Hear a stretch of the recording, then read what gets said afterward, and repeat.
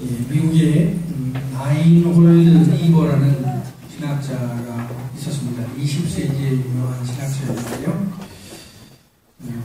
유럽의 신학자들은 조직신학에 관심을 가지고 미국의 신학자들은 기독교 윤리에 관심을 가졌다고 합니다. 그래서 라인홀드 니버, 또 그의 형제인 리차드 니버 같은 사람들은 기독교 윤리학을 공부를 했습니다. 라인홀드 니버가 쓴 책 중에 도덕적 개인과 비도덕적 사회라는 유명한 책이 있습니다. 니버는 인간의 타락을 깊이 인식하고 이상주의를 경계했다고 합니다. 공산주의도 일종의 이상주의죠. 그래서 공산주의를 경계했다고 합니다. 이상주의보다는 현실을 인정하는 타협을 중요하게 생각을 했다고 합니다. 이분이 쓴 유명한 기도문이 있습니다. 하나님, 우리가 바꿀 수 없는 것은 담담히 수용할 수 있도록 은총을 내려주시고, 우리가 바꾸어야만 할 것은 변화시킬 수 있는 용기를 주시고, 둘을 분별할 수 있는 지혜도 주십시오. 하루하루를 살아가게 하시고 순간순간을 누리게 해주십시오. 어려움들을 평강으로 가는 통로로 여기게 하시고, 그분이 주의 많은 세상을 있는 그대로 받아들였듯이 나도 원하는 것만 받아들이지 말게 하십시오. 그분의 뜻에 순종하면 그분께서 모든 것을 선하게 만들 줄로 믿게 하십시오. 이 세상 살아가면서 저희를 그런대로 행복하게 하시고 다음 세계에서는 주님과 함께하는 최고의 행복을 영원히 누리게 해주십시오. 라는 기도를 했다고 해요. 이 기도 중에서 앞부분이 많이 인용이 됩니다. 우리가 바꿀 수 없는 것은 담대히 수용할 수 있도록 은총을 내려주시고, 우리가 바꾸어야만 할 것은 변화시킬 수 있는 용기를 주시고, 둘을 분별할 수 있는 지혜를 주십시오 하는 부분이 많이 인용이 됩니다. 세상 일이 내가 원하는 대로 될 수도 있겠지만 그렇지 않은 경우가 많습니다. 원하는 대로 되는 경우보다는 원하는 대로 되지 않는 경우가 많은 것입니다. 내 마음대로 세상이 돌아간다면 행복을 느낄 수 있겠지만, 그러나 현실은 그렇지 않기 때문에 우리는 행복을 느끼기보다는 불행을 느낄 가능성이 더 많습니다. 그러나 불행한 상황이라도 자기에게 주어진 현실을 직시하고 그것을 다른 시각으로 볼 때 불행이 행복이 될 수도 있습니다. 오늘 읽은 말씀은 바로 그런 경우를 보여줍니다. 오늘 말씀은 고린도 후서입니다. 고린도 후서라는 것은 고린도 교회에 보낸 두 번째 편지라는 뜻입니다. 고린도 전서는 고린도 교회에 보낸 첫 번째 편지가 되겠죠. 고린도 후서에서 사도 바울은 자기의 사도권을 변호합니다. 즉 자기가 사도의 자격이 있다는 사실을 주장합니다. 우리는 바울 하면은 자연스럽게 사도 바울이라고 하죠. 그러나 사실 바울은 사도의 자격이 없는 사람이었습니다. 그것은 바울 자신도 인정하는 것이었죠.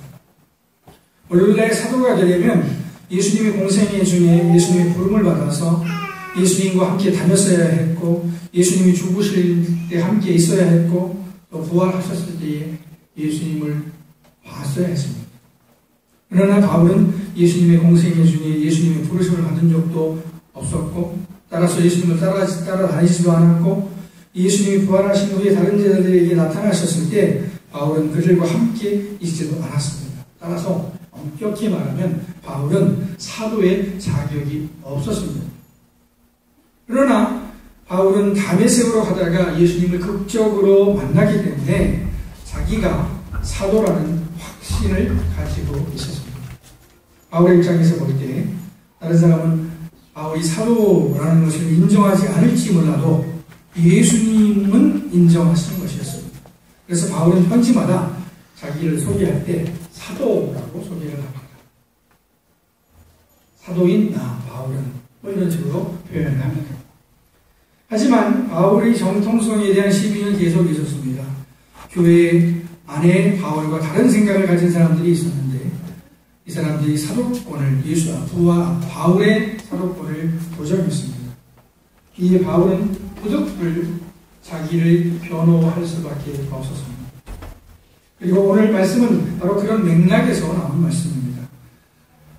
바울은 자기의 정통성을 주장하기 위해서 자기가 셋째 하늘에 올라가서 직접 하나님을 만난 체험을 이야기합니다. 셋째 하늘은 곧 천상을 의미합니다. 유대인들은 하늘이 세 층으로 되어 있다고 생각을 했고 맨 위층은 바로 천상이다 라고 생각을 했다고 합니다.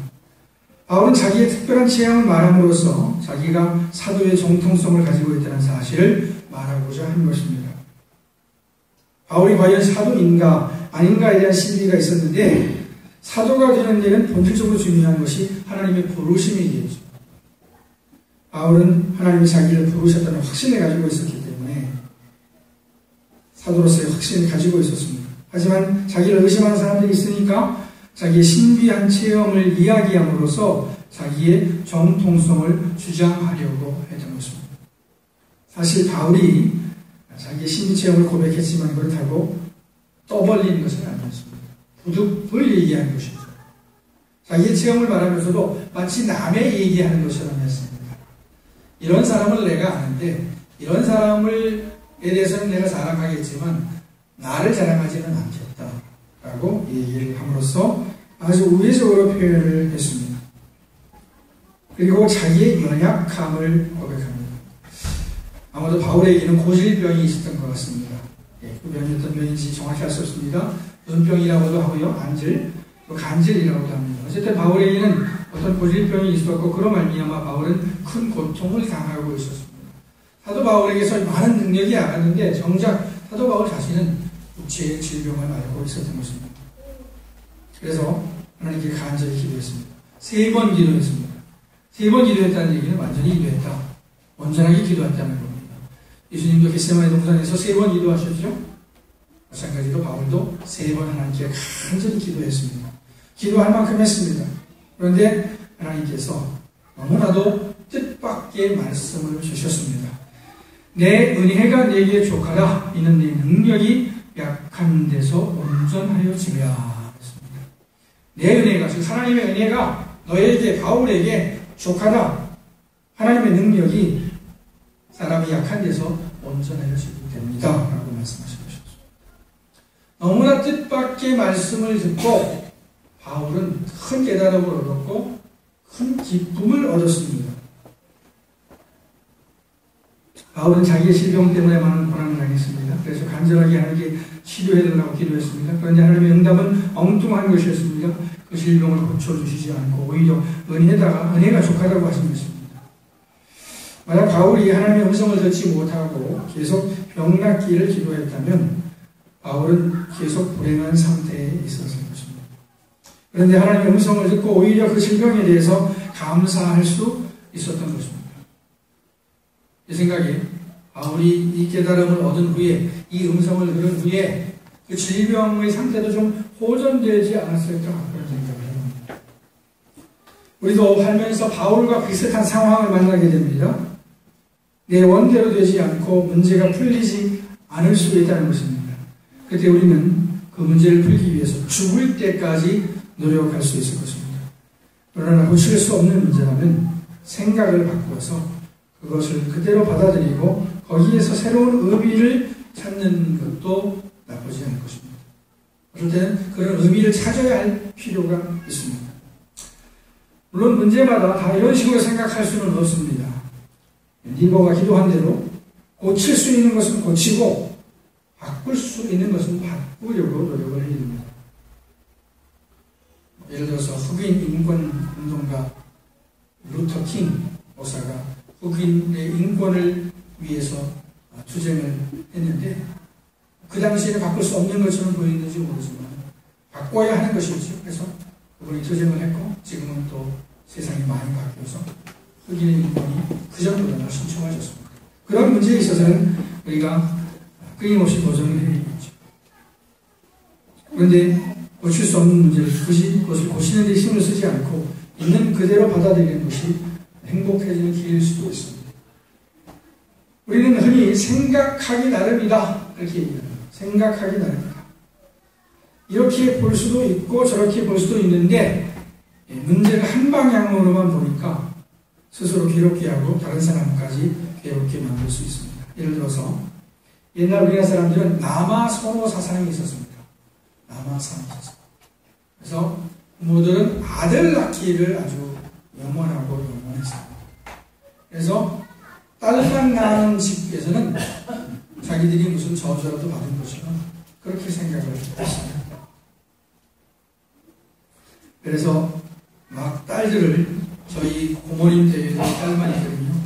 딸이 몇인가 그집에 딸이 6인지 5인지 모르겠어요. 저희 당숙 대회는 딸이 그 집에도 엄청 많아요. 그리고 마지막에 제 동생, 부천 동생이 나왔습니다. 제 그놈이 지금 장가를 지금 못하겠어요. 마음이 훨씬 나쁩니다. 저 6살이니까 48살인데 장가를 못하겠어요. 딸의 이름을 남자로 바꾸기도 하죠. 회상촌 댁에도 보면 그러니까 외사촌 여자 동생이 있는데 그 친구 이름이 경남이에요. 여자인데 인물도 제일 형제 중에서 제가 봤을 때 좋은데 이름이 경남이 왜 바꿨냐면 남자 이름을 바꾼 다음에 그 다음에 이제 아들을 낳았다. 그 집은 결국 아들을 낳기는 낳았어요. 이와 같이 남아 선호 사상이 있었습니다. 그런데 지금은 사람들의 생각이 완전히 바뀌었습니다. 남자 아니라도 좋다. 요즘은 뭐 남녀는 따질 것도 없고 애기도 안 나니까 그게 문제가 되는데 어쨌든 남아 선호 사상이라는 것은 지금은 거의 없어졌습니다.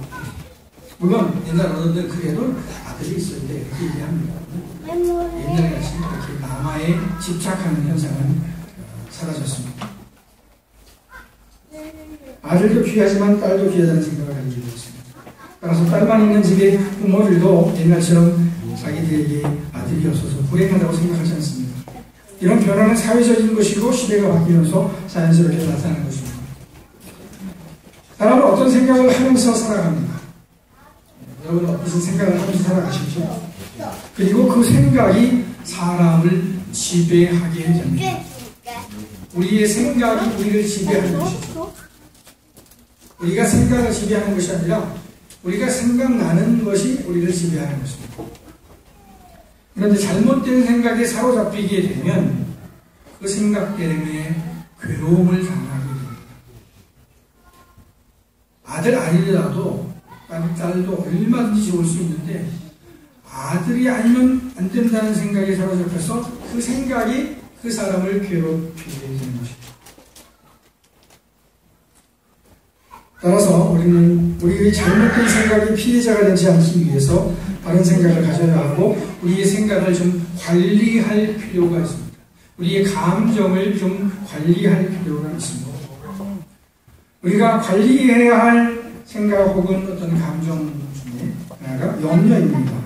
염려하지 말아야 되는데 우리가 좀 염려를 하죠. 그리고 사람에 따라서 좀 염려를 더하는 사람도 있는 것 같아요.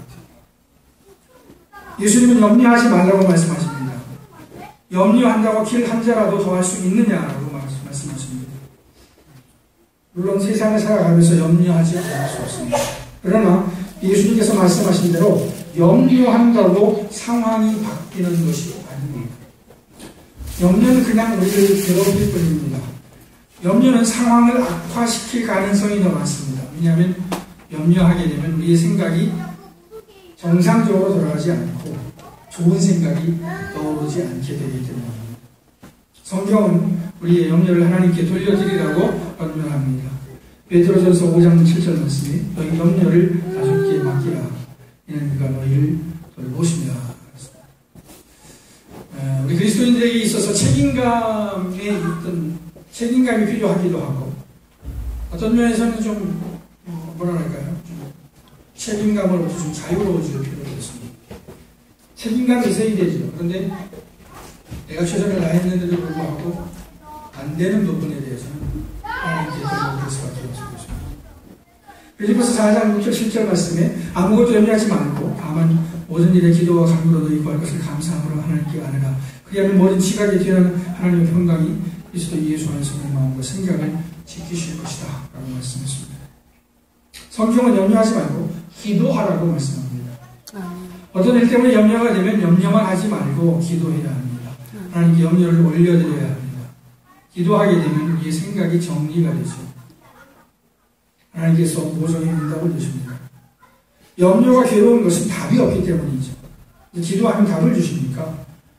염려하는 사람은 염려 대신에 기도를 해야 할 것입니다. 아침 시간이 제일 좋을 겁니다.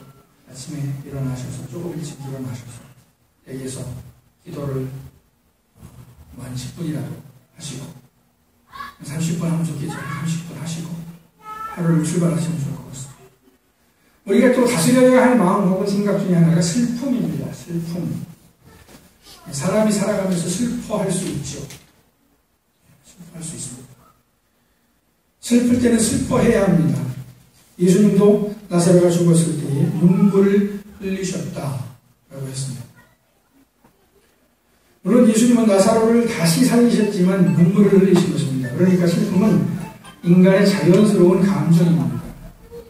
그러나 슬픔이 지나치게 되는 고난입니다. 슬픔이 병적으로 지속될 때 우리의 이성과 의지를 동원해서 슬픔을 끊을 필요도 있습니다. 슬픔에는 이유가 있을 것입니다. 그러나 슬픔에 매여 있을 수만은 없습니다.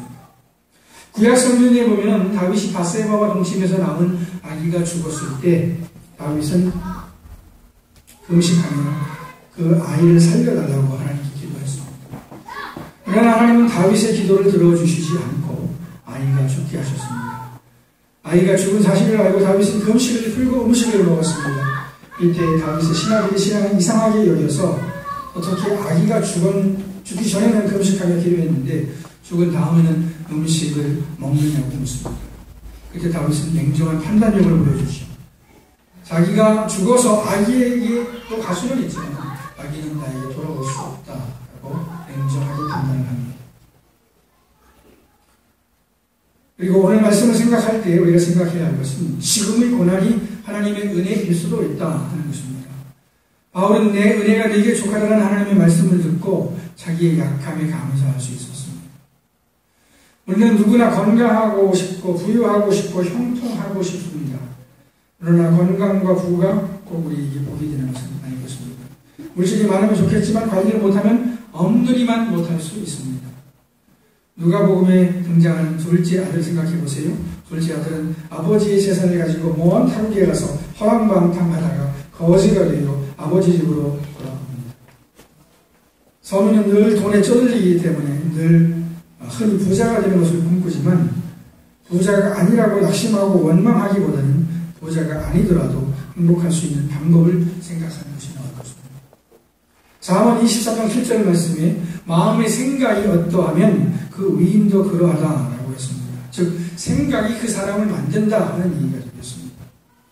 생각이 사람을 지배한다는 것입니다. 만약 우리가 불행하다는 생각이 들면 우리의 생각을 바꿔볼 필요가 있습니다. 나도 바울이 병 때문에 너무 괴로워서 기도했을 때 하나님의 음성을 듣고 생각을 바꿀 수 있었듯이 우리도 하나님의 주시는 생각 안에서 우리의 생각을 바꿀 필요가 있다는 것입니다. 생각을 바꾸는 일은 아마 세상에서 제일 어려운 일일지도 모릅니다. 그러나 생각이 바뀌게 되면 또 쉬운 것이기도 합니다. 믿음 안에서 자기 생각을 바꿀 수 있는 사람은 행복한 사람이 될 수 있습니다. 내 은혜가 내게 족하도다. 이는 내 능력이 약한 데서 온전하지니라. 그러므로 도리어 크게 기뻐함으로 나의 여러 약한 것들에 대하여 자랑하리니 이는 그리스도의 능력이 내게 머물게 하려 합니다. 우리가 스스로 잘나서 하나님께서 쓰시는 것이 아닙니다. 하나님은 부족한 사람을 쓰시기를 기뻐하십니다. 이 사실을 아시고 우리의 연약함에 좌절하지 않고 오히려 감사하고 또 귀하게 쓰임받는 여기 계신 우리 모두가 되기를 축원합니다. 아멘.